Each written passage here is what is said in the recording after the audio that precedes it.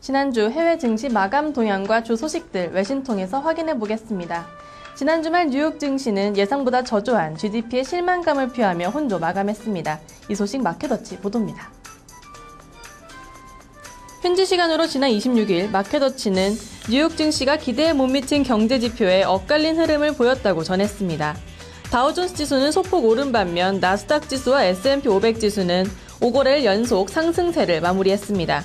다만 주간으로는 1에서 2%에 이르는 비교적 높은 상승세를 기록했습니다.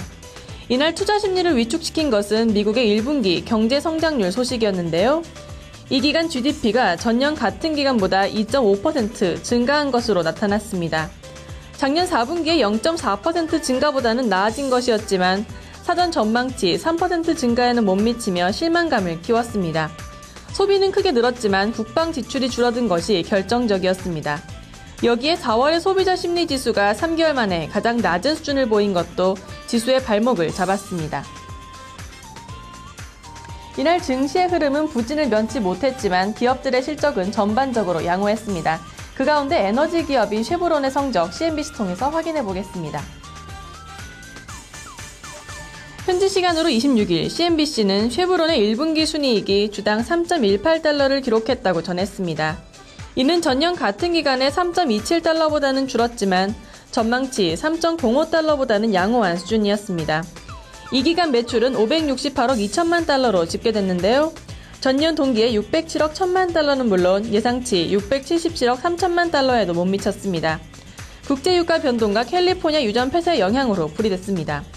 또 쉐보론의 일평균 원유 생산량은 265만 배럴로 나타났는데요. 지난해 같은 기간보다 약 2만 배럴 늘어난 수준입니다. 존 와스 쉐보론 CEO는 성명을 통해 매출 감소에도 1분기 실적은 양호한 편이라고 평가를 했습니다.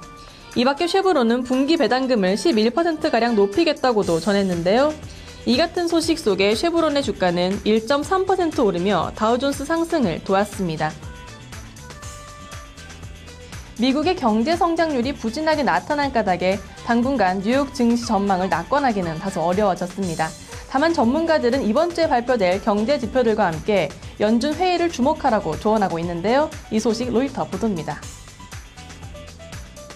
지난 주말 로이터 통신은 이번 주 미국 증시를 움직일 변수로 연방공개시장위원회 회의와 제조업 및 고용 지표를 꼽았습니다. 우선 현지 시간으로 화요일과 수요일 진행되는 FOMC 회의인데요.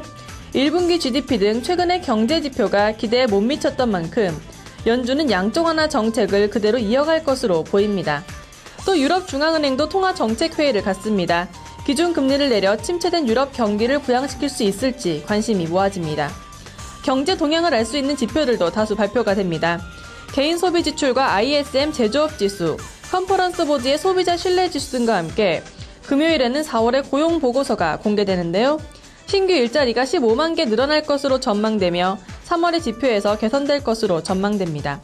존 프라빈 프루덴셜 인터내셔널 인베스트먼트 수석 투자 전략가는 시장이 차익 실현에 나설 구실을 찾고 있는 만큼 지표가 부진할 경우 뉴욕 증시는 최대 5%까지 조정받을 것이라고 전했습니다. 지금까지 외신 브리핑이었습니다.